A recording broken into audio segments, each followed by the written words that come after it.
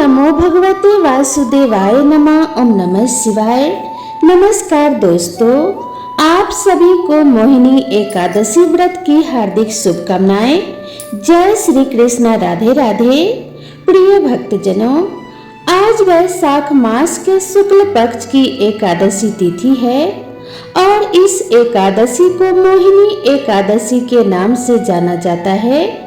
आज ही के दिन भगवान श्री हरि विष्णु जी ने मोहिनी का रूप धरा था और समुद्र मंथन से निकले अमृत को दानवों से छीनकर देवताओं को दिया था, जिससे देवता सदा सदा के लिए अमर हो गए। मोहिनी एकादशी व्रत के प्रभाव से सभी प्रकार के पाप तथा दुख मिट जाते हैं। देवी सीता जी के खोज के दौरान भगवान श्री राम जी ने तथा महाभारत काल में युधिष्ठिर जी ने मोहिनी एकादशी का व्रत कर अपने सभी दुखों से मुक्ति पाई थी।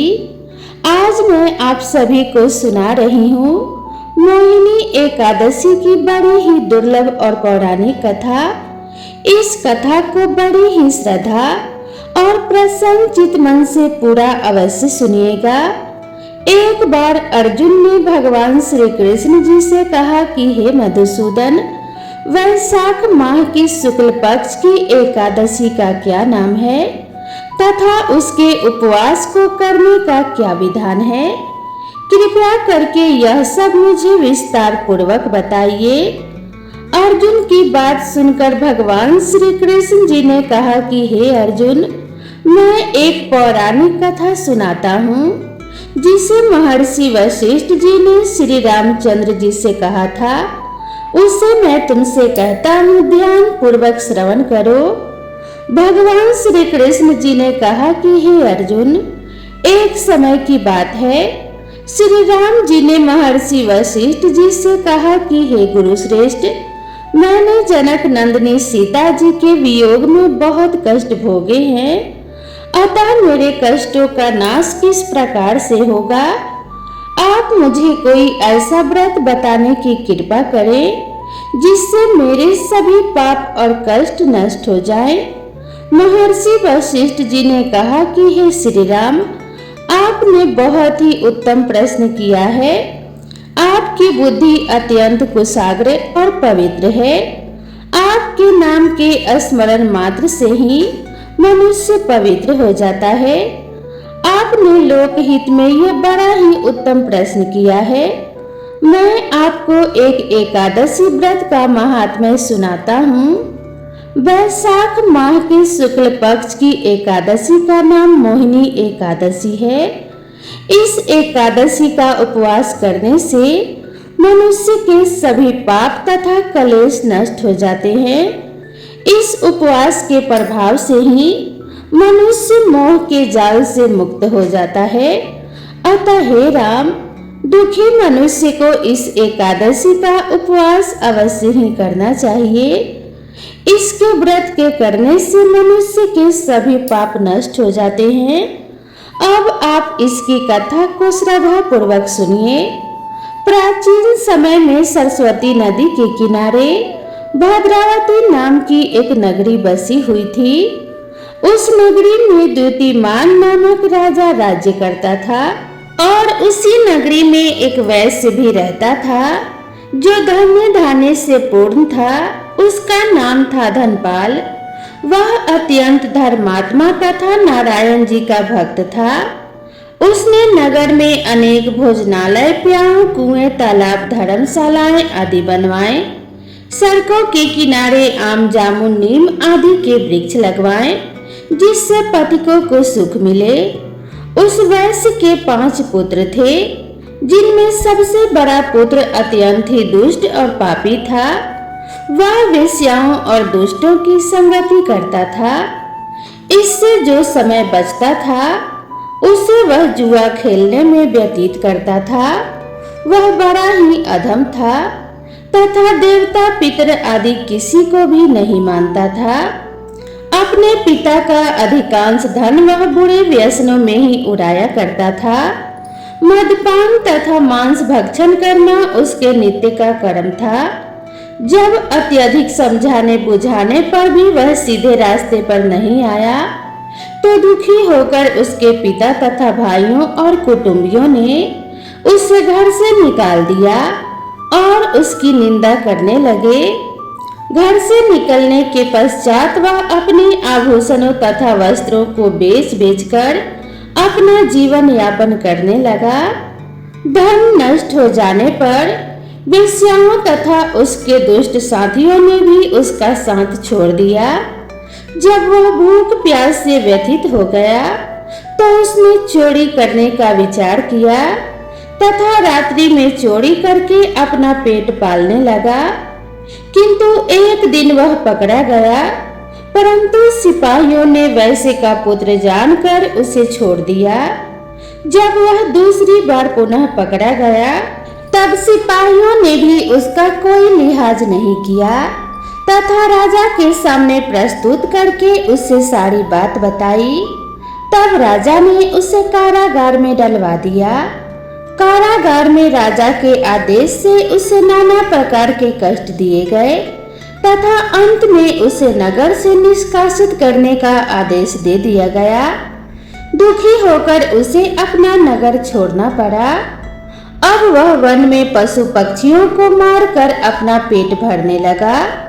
तद उपरांत बहेलिया बन गया तथा धनुष बाण से वे निरह जीवों को मार मार कर खाने एवं बेचने लगा। एक बार वह भूख एवं प्यास से इतना व्याकुल हो गया कि व्याकुल होकर भोजन की खोज में निकला तथा कौंडिन्य मुनि के आश्रम में जा पहुंचा। इन दिनों वैशाख का महीना चल ही रहा था। कौंडिन्य मुनि गंगा स्नान करके आए थे। उनके भीगे वस्त्रों के छींटे उस पापी पर पड़ गए, जिसके फलस्वरूप उसे कुछ सद्बुद्धि प्राप्त हुई। वह अधम ऋषि के समीप पहुंचकर हाथ जोड़कर कहने लगा कि हे महात्मा, मैंने अपने जीवन में अनेक पाप किए हैं। कृपया करके आप उन पापों से छूटने का कोई साधारण तथा धन रहित उपाय बताइए। ऋषि जी ने कहा कि तू ध्यान देकर सुन। वैशाख माह के शुक्ल पक्ष की एकादशी का व्रत कर। इस एकादशी का नाम मोहिनी है। इसका उपवास करने से तेरे सभी पाप नष्ट हो जाएंगे। ऋषि के वचनों को सुनकर वह बहुत प्रसन्न हुआ और उनकी बताई हुई विधि के अनुसार उसने मोहिनी एकादशी का व्रत किया। हे श्री राम, इस व्रत के प्रभाव से उसके सभी पाप नष्ट हो गए तथा अंत में वह गरुड़ पर सवार होकर विष्णु लोक को गया। इस संसार में इस व्रत से उत्तम कोई दूसरा व्रत नहीं है। इसके महात्म्य के श्रवण एवं पठन से जो पुण्य प्राप्त होता है वह पुण्य 1000 गौदान के पुण्य के समान है। संतों की संगत से मनुष्य को न केवल सद्बुद्धि प्राप्त होती है अपितु उसके जीवन का उद्धार भी हो जाता है। पापियों की संगत प्राणी को नरक में ले जाती है, इसीलिए हमेशा संतों की ही संगत करनी चाहिए। अब आइए श्रवण करते हैं एकादशी माता की कथा, जिसे सुनने के बाद ही एकादशी का व्रत पूर्ण माना जाता है। एक बार की बात है, एक राज्य में एक राजा रहा करता था। राजा बहुत ही बुद्धिमान और बलशाली था। वह सदैव अपनी प्रजा का बहुत ही अच्छे से ध्यान रखता था। प्रजा भी अपने राजा को बहुत पसंद करती थी। राजा की 2 बेटियां थी। राजा अपनी दोनों बेटियों से बहुत ही प्रेम किया करता था। राजा की दोनों बेटियां बहुत ही सुंदर थी, लेकिन राजा की छोटी बेटी देखने में बड़ी बेटी से ज्यादा सुंदर और धार्मिक प्रवृत्ति की थी। वह 12 मास 11 माता की पूजा और व्रत किया करती थी। सभी लोग राजा की छोटी बेटी से बहुत ही प्रेम करते थे और खूब प्रशंसा किया करते थे। वह बोलने में बहुत ही अच्छी थी। राजा भी अपनी छोटी बेटी को बड़ी बेटी से कुछ ज्यादा ही प्रेम करता था। जिस कारण राजा की बड़ी बेटी को अपनी छोटी बहन से नफरत होने लगी। समय के साथ राजा की दोनों बेटियां बड़ी हो गई। तब एक पड़ोस के राज्य में रहने वाला राजकुमार राजा की बड़ी बेटी के लिए रिश्ता लेकर आया। जैसे ही उस राजकुमार की नजर राजा की छोटी बेटी पर पड़ी तो वह राजकुमार छोटी बेटी पर मोहित हो गया और उसी से विवाह करने की सोचने लगा।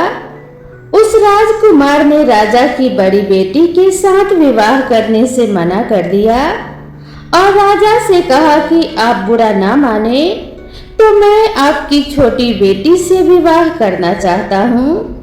जब यह बात राजा की बड़ी बेटी को पता चली तो वह अपनी छोटी बहन से और भी ज्यादा नफरत करने लगी।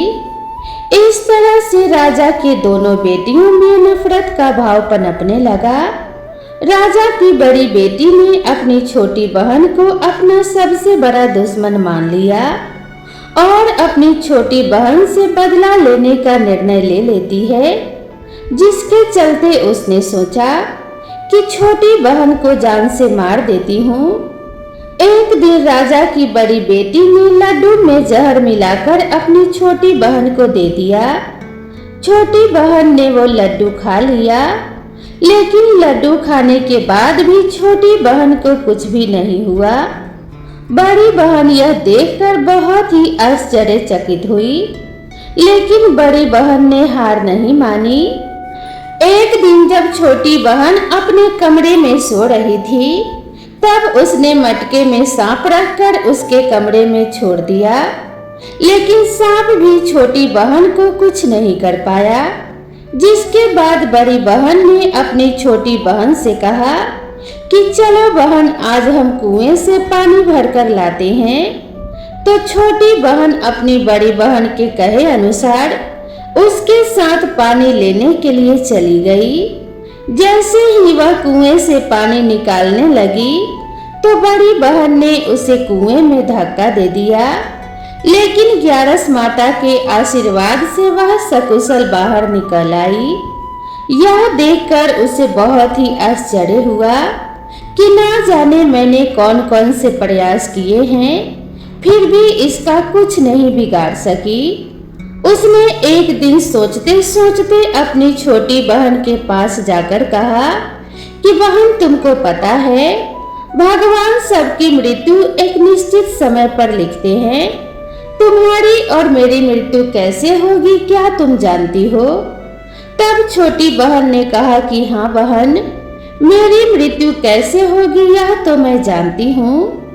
छोटी बहन से यह सुनकर बड़ी बहन को बहुत ही संतुष्टि हुई और सोचने लगी कि इस बार मैं इसे जरूर मार दूंगी। उसने अपनी छोटी बहन से कहा कि अपनी मृत्यु का राज मुझे तो बताओ, मैं तुम्हारी बड़ी बहन हूँ। छोटी बहन ने अपनी बड़ी बहन से कहा कि मेरी मृत्यु तो एक तोते में है, जो तोते के गले में एक हार है, उसी से मेरी मृत्यु होगी।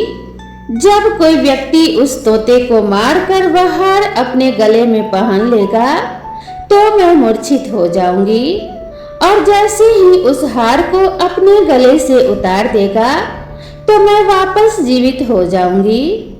अपनी छोटी बहन की मृत्यु का राज जानकर बड़ी बहन बहुत ही खुश हुई और उसने अपनी छोटी बहन को मारने के लिए उस पालतू तोते को ढूंढना शुरू कर दिया। लेकिन छोटी बहन को इस बात का पता था कि वह मेरी जान लेना चाहती है। वह अपने पिताजी के पास गई और अपने पिताजी से कहा कि पिताजी, अगर मेरी मृत्यु हो जाए तो मुझे जलाना मत, बल्कि आप मुझे पुरानी वाली जो हवेली है उसमें एक पलंग पर लिटाकर छोड़ देना। अपनी छोटी बेटी के मुंह से यह बात सुनकर राजा को बहुत ही बुरा लगा। उसने अपनी बेटी से पूछा कि बेटी, तुम ऐसी बातें क्यों कर रही हो? 2-4 दिन में तेरी शादी होने वाली है। तब राजा की छोटी बेटी ने बताया कि पिताजी, समय किसी के लिए नहीं रुकता, कब क्या हो जाए किसी को कुछ भी नहीं पता। फिर राजा ने अपनी छोटी बेटी से कहा कि तुम्हारा ऐसा बोलना मुझे बिल्कुल भी अच्छा नहीं लगता। लेकिन छोटी बेटी ने अपने पिताजी को ऐसा करने पर मजबूर कर दिया और वचन ले लिया कि मरने के बाद जलाना नहीं है। तो राजा ने भी अपनी छोटी बेटी की बात मान ली और 2-3 दिन बाद जब शादी का समय आया, घर में पूरा शादी का माहौल था। पूरे गाजे बाजे के साथ बारात आई। राजकुमार बारात लेकर राजा के घर आया। राजकुमार और राजा की छोटी बेटी का विवाह शुरू हो गया। जैसे ही राजा की छोटी बेटी राजकुमार के साथ अपने फेरे लेना शुरू करती है, तो उसी समय उसकी बड़ी बहन अपनी छोटी बहन के कमरे में जाकर उसके तोते को पकड़ लेती है और उसे जान से मार देती है। तोते के गले में जो हार था उसे अपने गले में धारण कर लेती है। जैसे ही बड़ी बहन ने हार को अपने गले में डाला, तो उधर छोटी बहन के 3.5 फेरे ही पूरे हुए थे और वह बेहोश होकर गिर गई। इसके बाद राजा ने बड़े बड़े हकीम को बुलाया, अपनी छोटी बेटी का इलाज करने को कहा। राजा ने कहा, कोई मेरी बेटी का इलाज कर दो, उसे मुंह मांगा इनाम दिया जाएगा। राजा की बात सुनकर वैद्य ने जब छोटी बेटी को चेक किया, तो राजा को बताया कि आपकी छोटी बेटी ना तो जीवित है और न ही मरी हुई है। मैं तो मेरे जीवन में ऐसा पहली बार देख रहा हूँ। तो राजा ने वैद्य और हकीम को कह दिया कि यह बात बाहर किसी को मत बताना। अगर तुमने यह बात और किसी को बताई तो हम तुम्हें फांसी की सजा देंगे। राजा ने अपनी छोटी बेटी को पुराने महल में ले जाकर एक पलंग पर लेटा दिया और वहां पर कुछ सैनिकों को तैनात कर दिया और स्वयं महल पर आ गया। राजा की बड़ी बेटी अपने पिताजी के पास गई और कहने लगी, पिताजी, अगर यह शादी संपन्न नहीं हुई तो आपकी इज्जत का क्या होगा? अगर आप कहो तो मैं आपकी इज्जत बचाने के लिए राजकुमार से शादी करने के लिए तैयार हूँ।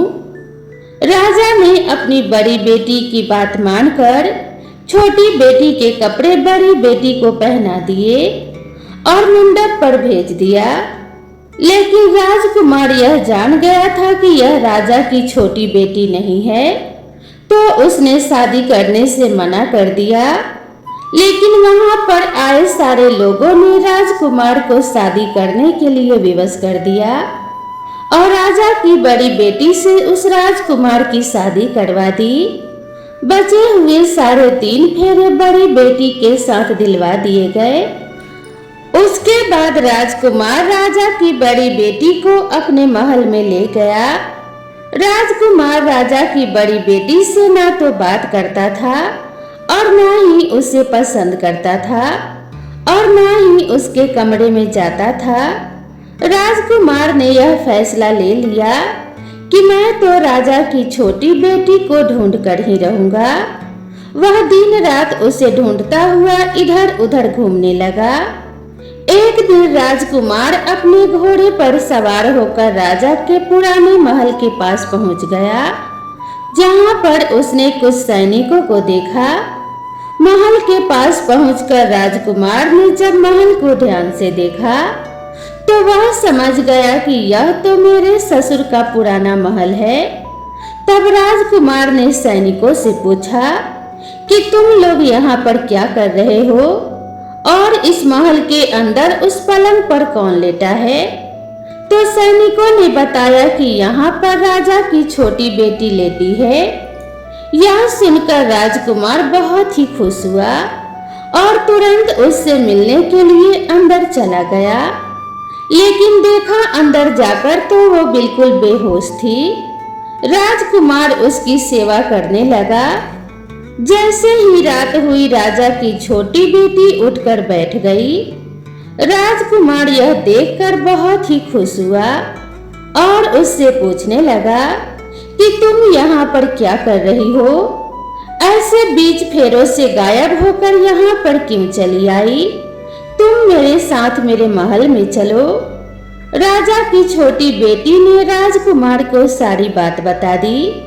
बताया कि मेरी जान एक तोते में बसी थी और यह बात मैंने अपनी बड़ी बहन को बता दी थी। मुझे पता है कि उसी ने मुझे मारने का प्रयास किया है। उसके पास एक हार है जिसको वह सुबह पहन लेती है और रात को उतार कर रख देती है। जब तक वह हार को पहने रखती है तब तक मैं मूर्छित रहती हूँ और जैसे ही वह हार को उतार देती है तो मैं जीवित हो जाती हूँ। और जब तक मेरी बड़ी बहन के पास वह हार है तब तक मैं ऐसे ही जीवित और मूर्छित होती रहूंगी। अगर मेरी बड़ी बहन के पास जो हार है वह मेरे हाथ में आ जाए तो मैं हमेशा के लिए जीवित हो जाऊंगी।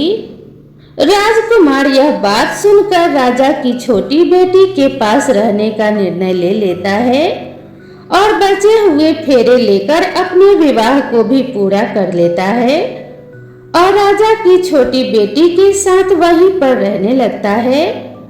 ऐसा करते करते काफी समय बीत गया। राजा की छोटी बेटी गर्भवती हो गई। एक दिन राजकुमार को किसी काम से बाहर जाना पड़ा तो पीछे से राजा की छोटी बेटी के पेट में बहुत जोरों से दर्द होने लगा।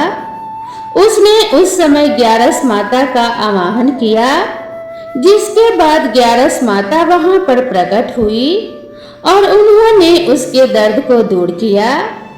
छोटी बेटी ने एक सुंदर पुत्र को जन्म दिया। जब आधी रात को राजकुमार बाहर से आया तो उसने ग्यारस माता को देखा तो वह बहुत ही आश्चर्यचकित हुआ। उसने तुरंत माता को प्रणाम किया। ग्यारस माता ने राजकुमार से कहा कि जब तुम्हारा बेटा 5 वर्ष का हो जाए तो तुम अपने पत्नी का हार लाकर इसके गले में डाल देना, जिससे यह हमेशा के लिए जीवित हो जाएगी। समय के चलते राजकुमार का बेटा 5 साल का हो गया। एक दिन राजकुमार को फिर किसी काम से बाहर जाना पड़ा। उसने अपने बेटे से कहा कि तुम अपनी माता का ध्यान रखना और मैं शाम तक लौट आऊंगा। जैसे ही राजकुमार वहां से बाहर निकला तो बड़ी बहन के सैनिकों ने उसे देख लिया और बड़ी बहन को जाकर सारी बात बता दी। जिसके बाद बड़ी बहन अपनी छोटी बहन के पुत्र को वहां से उठवा लेती है और उसे मरवा देती है। उसके 2 टुकड़े करवाए। पहले टुकड़े को चक्की के पास छुपा दिया और दूसरा टुकड़ा अपने पलंग के नीचे रख लिया। यह देखकर ग्यारस माता ने भिखारी का रूप धारण किया और उसके घर आकर भिक्षा मांगने लगी। तो बड़ी बहन ने अपने नौकरों से कहा कि जाओ भिखारी को भिक्षा दे दो। लेकिन जैसे ही नौकर ग्यारस माता को भिक्षा देने के लिए जाता है तो माता उन्हें मना कर देती है और कहती है कि मैं तो तुम्हारी रानी से ही भिक्षा लूंगी। नौकरों ने अंदर जाकर कहा कि रानी वह हमसे भिक्षा नहीं ले रही है, बोल रही है कि मैं तो रानी से ही भिक्षा लूंगी। जब बड़ी बहन स्वयं भिक्षा देने के लिए भिखारिन बनी ग्यारस माता के पास आती है, उससे पहले ही माता एक बिल्ली का रूप बनाकर उसके कमरे में चली जाती हैं। वहां पर जो छोटी बेटी के पुत्र का एक टुकड़ा था उसे उठा लेती है और दूसरा टुकड़ा चक्की के पास से उठाकर उसे जीवित कर देती है और वहां से लेकर चली जाती है और राजकुमार को सारी बात बताकर उन्हें उनका बेटा सौंप देती है।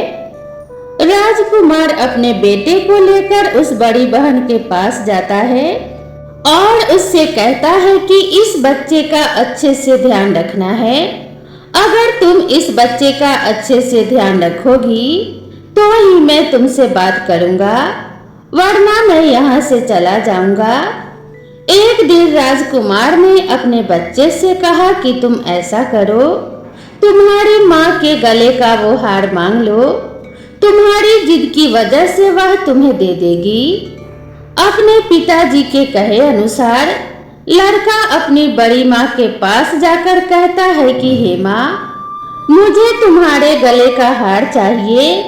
यह सुनकर उसकी माँ को पहले तो बहुत गुस्सा आता है, पर उसको याद आता है कि राजकुमार ने कहा है कि अगर मैं इस बच्चे का अच्छे से ध्यान रखूंगी तो ही वह मुझसे बात करेगा। वह सोचती है कि छोटी बहन तो अब तक मर गई होगी और उसे जला भी दिया होगा, अब कौन सी जिंदा होने वाली है। यही सोचकर वह हार को निकालकर उस बच्चे को दे देती है। वह बच्चा उस हार को ले जाकर अपने पिताजी को दे देता है। तो राजकुमार अपने बेटे और उस हार को लेकर वहां से चला जाता है और जाते हुए कहकर जाता है कि तुम हमारे लिए खाना बनाकर तैयार रखना, मैं शाम को आकर तुम्हारे साथ ही खाना खाऊंगा। यह कहकर अपने बेटे को लेकर वहां से सीधा राजा के पास जाता है और राजा को सारी बात बता देता है। राजा अपनी बड़ी बेटी की यह करतूत सुनकर बहुत ही क्रोधित होते हैं और अपनी परवरिश को दोष देने लगते हैं। राजा राजकुमार को अपनी छोटी बेटी के साथ रहने का आदेश दे देते हैं। राजकुमार वह हार लेकर छोटी रानी के पास जाता है और उसके गले में वह हार डाल देता है, जिससे वह जीवित हो जाती है। दोनों बहुत ही खुश होते हैं। राजकुमार अपने बेटे और अपने पत्नी को लेकर अपने राज्य में चला जाता है। इस तरह एकादशी व्रत के प्रभाव से राजा की छोटी बेटी को अपने जीवन में आई तमाम मुसीबतों से छुटकारा मिलता है। तो प्रेम से बोलिए एकादशी माता की जय। अब आइए बड़ी ही श्रद्धा और प्रसन्न चित्त मन से इस मनोकामना को पूरी करने वाली कथा को सुनते हैं। एक बार भगवान श्री हरि विष्णु माता लक्ष्मी के साथ हरिद्वार में घूम रही थी। माता लक्ष्मी ने देखा कि सारे मनुष्य गंगा में स्नान करके हर हर गंगे कहते जा रहे हैं, परंतु सभी लोग दुखी और परेशान हैं। तब माता लक्ष्मी ने बहुत ही आश्चर्य से भगवान विष्णु से पूछा कि हे स्वामी, गंगा में इतनी बार स्नान करने पर भी इनके पाप और दुखों का नाश क्यों नहीं हुआ? क्या गंगा में अब सत्यता नहीं रही? भगवान विष्णु बोले, गंगा में तो वही समर्थ है, परंतु इन लोगों ने पाप नाशनी गंगा में स्नान ही नहीं किया, फिर इन्हें लाभ कैसे मिलेगा? माता लक्ष्मी जी ने आश्चर्य से कहा कि स्नान कैसे नहीं किया? सभी तो हमारे सामने ही स्नान करके जा रहे हैं, अभी तक तो इनके शरीर भी सूखे नहीं हैं। भगवान विष्णु ने कहा कि यह तो केवल जल में डुबकी लगाकर ही आ रहे हैं, तुम्हें मैं कल इसका रहस्य समझाऊंगा। दूसरे दिन बहुत जोर से बारिश होने लगी, सारी गलियां कीचड़ से भर गई। एक चौड़े रास्ते में एक बड़ा सा गड्ढा था, चारों ओर कीचड़ भरा हुआ था और भगवान विष्णु ने लीला रची। वे स्वयं एक बूढ़े आदमी का रूप धारण करके उस गड्ढे में जा गिरे। लक्ष्मी जी को उन्होंने समझाकर पास में बैठा दिया कि देखो, तुम लोगों को सुना सुना कर यूं पुकारती रहो कि मेरे बूढ़े पति अचानक गड्ढे में गिर पड़े हैं, कोई पुण्य आत्मा इनको बाहर निकाल कर इनके प्राण बचाए और हम असहाय दंपति की सहायता करें। भगवान विष्णु ने यह भी समझा दिया कि जब कोई व्यक्ति गड्ढे में से मुझे बाहर निकालने को तैयार हो जाए, तब इतना और कह देना कि मेरे पति सर्वथा निष्पाप हैं, इन्हें वही व्यक्ति छुए जो खुद भी निष्पाप हो। यदि आप निष्पाप हैं तो ही उनको हाथ लगाएं, नहीं तो उनको हाथ लगाते ही आप स्वयं भी भस्म हो जाएंगे। लक्ष्मी जी तथास्तु कहकर गड्ढे के किनारे बैठ गई और आने जाने वाले लोगों को सुना सुनाकर भगवान विष्णु की सिखाई हुई बात कहने लगी। गंगा में नहाकर लोगों के झुंड आ रहे हैं और सुंदर युवती को यूं बैठी देखकर कुछ लोगों के मन में पाप आया और कुछ लोगों को धर्म का भय हुआ और कुछ लोग कानून से डरे और कुछ लोगों ने तो लक्ष्मी जी को यह भी कह दिया कि मरने दो इस बुढ़े को, क्यों इसके लिए रोती हो। और कुछ दयालु और चरित्रवान पुरुषों ने उस युवती के पति को बाहर निकालना चाहा, परंतु लक्ष्मी जी के वचन सुनकर वे भी रुक गए। उन्होंने सोचा कि हम गंगा में नहाकर आए हैं तो क्या हुआ, पापी तो है ही, कहीं हम सहायता करते समय भस्म न हो जाएं। उनके पास कई व्यक्ति आए परंतु किसी का भी साहस नहीं हुआ। सैकड़ों आए और सैकड़ों चले गए। संध्या का समय हो चला। तब भगवान विष्णु ने माता लक्ष्मी जी को कहा कि देखो, आया कोई सच्चे मन से गंगा में नहाने वाला। तब थोड़ी देर बाद एक नौजवान युवक हाथ में एक लोटा लिए हुए हर हर गंगे कहता हुआ आया। लक्ष्मी जी ने उससे भी वही बात कही। उस युवक का हृदय करुणा से भर आया। उसने भगवान विष्णु को बाहर निकालने की तैयारी की। लक्ष्मी जी ने उसे रोककर कहा कि भाई, यदि तुम सर्वथा निष्पाप हो तो ही मेरे पति को छूना, वरना मेरे पति को छूते ही तुम भस्म हो जाओगे। उसने उस समय बिना किसी संकोच किए हुए लक्ष्मी जी से कहा, माता, मेरे निष्पाप होने में तुम्हें संदेह क्यों हो रहा है? आपने देखा नहीं, मैं अभी अभी गंगा में नहाकर आया हूँ, अभी आपके पति को बाहर निकालता हूँ। युवक ने लपककर उस बूढ़े आदमी को ऊपर उठा लिया। भगवान श्री हरि विष्णु और माता लक्ष्मी ने उसे सच्चा भक्त समझकर अपना असली रूप प्रकट कर उसे दर्शन देकर उसका जीवन धन्य किया। भगवान विष्णु ने माता लक्ष्मी से कहा कि इतने सारे लोगों में से केवल एक इस आदमी ने ही गंगा स्नान किया है। इस दृष्टांत के अनुसार जो लोग बिना श्रद्धा और विश्वास के केवल दिखाने के लिए गंगा स्नान करते हैं, उन्हें वास्तविक फल प्राप्त नहीं होता। परंतु इसका मतलब यह नहीं है कि गंगा स्नान व्यर्थ जाता है। गंगा स्नान का बहुत ही पुण्य है। जो भी व्यक्ति गंगा स्नान करते हैं, उनके सारे पाप नष्ट हो जाते हैं। अपितु आप पूरे श्रद्धा और भक्ति के साथ स्नान करें और मन में ऐसा विश्वास रखें कि पाप नाशनी गंगे मां सारे पापों को नष्ट करती हैं और आपको सुख और सौभाग्य प्रदान करती हैं। तो प्रेम से बोलिए हर हर गंगे। भगवान श्री हरि विष्णु और माता लक्ष्मी की कृपा से आप सभी भक्त जनों का कल्याण हो। माता गंगा आप सभी के ऊपर अपना आशीर्वाद और प्रेम बनाए रखे। माता लक्ष्मी का आगमन आप सभी के घर में होता रहे। आपका जीवन धन्य धान्य से परिपूर्ण हो।